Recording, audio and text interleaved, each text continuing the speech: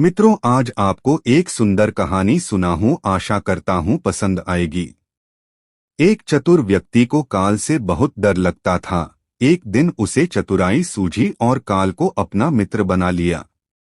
उसने अपने मित्र काल से कहा, मित्र, तुम किसी को भी नहीं छोड़ते हो, किसी दिन मुझे भी गाल में धर लोगे। काल ने कहा, ये मृत्यु लोक है, जो आया है उसे मरना ही है, सृष्टि का यह शाश्वत नियम है, इसलिए मैं मजबूर हूँ। पर तुम मित्र हो, इसलिए मैं जितनी रियायत कर सकता हूँ करूँगा ही। मुझसे क्या आशा रखते हो, साफ साफ कहो। व्यक्ति ने कहा, मित्र, मैं इतना ही चाहता हूँ कि आप मुझे अपने लोक ले जाने के लिए आने से कुछ दिन पहले एक पत्र अवश्य लिख देना, ताकि मैं अपने बाल बच्चों को कारोबार की सभी बातें अच्छी तरह से समझा दूं और स्वयं भी भगवान भजन में लग जाऊं। काल ने प्रेम से कहा, यह कौन सी बड़ी बात है, मैं एक नहीं आपको 4 पत्र भेज दूंगा, चिंता मत करो। चारों पत्रों के बीच समय भी अच्छा खासा दूंगा, ताकि तुम सचेत होकर काम निपटा लो। मनुष्य बड़ा प्रसन्न हुआ, सोचने लगा कि आज से मेरे मन से काल का भय भी निकल गया। मैं जाने से पूर्व अपने सभी कार्य पूर्ण करके जाऊंगा, तो देवता भी मेरा स्वागत करेंगे। दिन बीतते गए, आखिर मृत्यु की घड़ी आ पहुंची। काल अपने दूतों सहित उसके समीप आकर बोला, मित्र, अब समय पूरा हुआ, मेरे साथ चलिए। मैं सत्यता और दृढ़ता पूर्वक अपने स्वामी की आज्ञा का पालन करते हुए एक क्षण भी तुम्हें और यहाँ नहीं छोड़ूंगा। मनुष्य के माथे पर बल पड़ गए, भ्रिकुटी तन गई और कहने लगा, धिक्कार है, तुम्हारे जैसे मित्रों पर मेरे साथ विश्वासघात करते हुए तुम्हें लज्जा नहीं आती। तुमने मुझे वचन दिया था कि लेने आने से पहले पत्र लिखूंगा। मुझे बड़ा दुख है कि तुम बिना किसी सूचना के अचानक दूतों सहित मेरे ऊपर चढ़ाए। मित्रता तो दूर रही, तुमने अपने वचनों को भी नहीं निभाया। काल हंसा और बोला, मित्र, इतना झूठ तो न बोलो, मेरे सामने ही मुझे झूठा सिद्ध कर रहे हो। मैंने आपको एक नहीं 4 पत्र भेजे, आपने एक भी उत्तर नहीं दिया। मनुष्य ने चौंक कर पूछा, कौन से पत्र? कोई प्रमाण है? मुझे पत्र प्राप्त होने की कोई डाक रसीद आपके पास है तो दिखाओ। काल ने कहा, मित्र, घबराओ नहीं, मेरे चारों पत्र इस समय आपके पास मौजूद हैं। मेरा पहला पत्र आपके सिर पर चढ़कर बोला, आपके काले सुंदर बालों को पकड़कर उन्हें सफेद कर दिया, और यह भी कहा कि सावधान हो जाओ, जो करना है कर डालो। नाम, बड़ाई और धन संग्रह के झंझटों को छोड़कर भजन में लग जाओ। पर मेरे पत्र का आपके ऊपर जरा भी असर नहीं हुआ।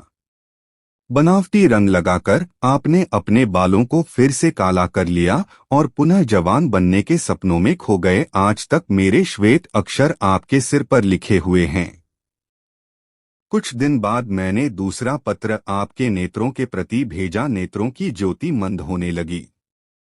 फिर भी आंखों पर मोटे शीशे चढ़ाकर आप जगत को देखने का प्रयत्न करने लगे। 2 मिनट भी संसार की ओर से आंखें बंद करके ज्योति स्वरूप प्रभु का ध्यान मन में नहीं किया। इतने पर भी सावधान नहीं हुए तो मुझे आपकी दीन दशा पर बहुत तरस आया, और मित्रता के नाते मैंने तीसरा पत्र भी भेजा। इस पत्र ने आपके दांतों को छुआ, हिलाया और तोड़ दिया।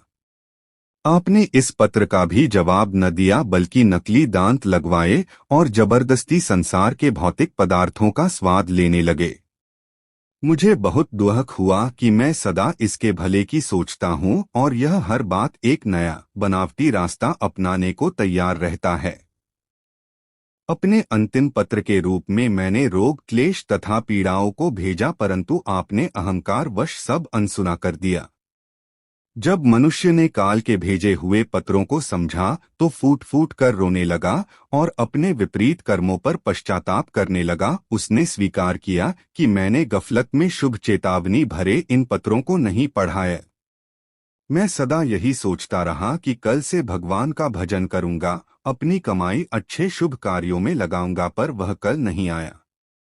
काल ने कहा, आज तक तुमने जो कुछ भी किया राग रंग स्वार्थ और भोगों के लिए किया, जानबूझकर ईश्वरीय नियमों को तोड़कर जो काम करता है वह अक्षमय है। मनुष्य को जब अपनी बातों से काम बनता नजर नहीं आया तो उसने काल को करोड़ों की संपत्ति का लोभ दिखाया। काल ने हंसकर कहा, मित्र, यह मेरे लिए धूल से अधिक कुछ भी नहीं है।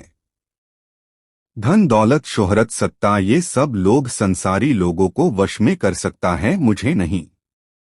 धन, दौलत, शोहरत, सत्ता, ये सब लोग संसारी लोगों को वश में कर सकता है, मुझे नहीं। मनुष्य ने पूछा, क्या कोई ऐसी वस्तु नहीं जो तुम्हें भी प्रिय हो, जिससे तुम्हें लुभाया जा सके? ऐसा कैसे हो सकता है? काल ने उत्तर दिया, यदि तुम मुझे लुभाना ही चाहते थे तो सच्चाई और शुभ कर्मों का धन संग्रह करते। यह ऐसा धन है जिसके आगे मैं विवश हो सकता था, अपने निर्णय पर पुनर्विचार को बाध्य हो सकता था, पर तुम्हारे पास तो यह धन धेले भर का भी नहीं है। तुम्हारे ये सारे रुपए, पैसे, जमीन जायदाद, तिजोरी में जमा धन संपत्ति सब यहीं छूट जाएगा। मेरे साथ तुम भी उसी प्रकार निवस्त्र जाओगे जैसे कोई भिखारी की आत्मा जाती है। काल ने जब मनुष्य की एक भी बात नहीं सुनी तो वह हाहाय करके रोने लगा। सभी संबंधियों को पुकारा, परंतु काल ने उसके प्राण पकड़ लिए और चल पड़ा अपने गंतव्य की ओर। काल ने कितनी बड़ी बात कही। एक ही सत्य है जो अटल है, वह है कि हम एक दिन मरेंगे जरूर। हम जीवन में कितनी दौलत जमा करेंगे, कितनी शोहरत पाएंगे, कैसी संतान होगी, यह सब अनिश्चित होता है, समय के गर्भ में छुपा होता है। परंतु हम मरेंगे एक दिन, बस यही एक ही बात जन्म के साथ ही तय हो जाती है। ध्रुव सत्य है, मृत्यु काल कभी भी दस्तक दे सकता है। प्रतिदिन उसकी तैयारी करनी होगी। समय के साथ उम्र की निशानियों को देखकर तो कम से कम हमें प्रभु परमेश्वर की याद में रहने का अभ्यास करना चाहिए। और अभी तो कलयुग का अंतिम समय है, इसमें तो हर एक को, चाहे छोटा हो या बड़ा, सबको प्रभु परमेश्वर की याद में रहकर ही कर्म करने हैं।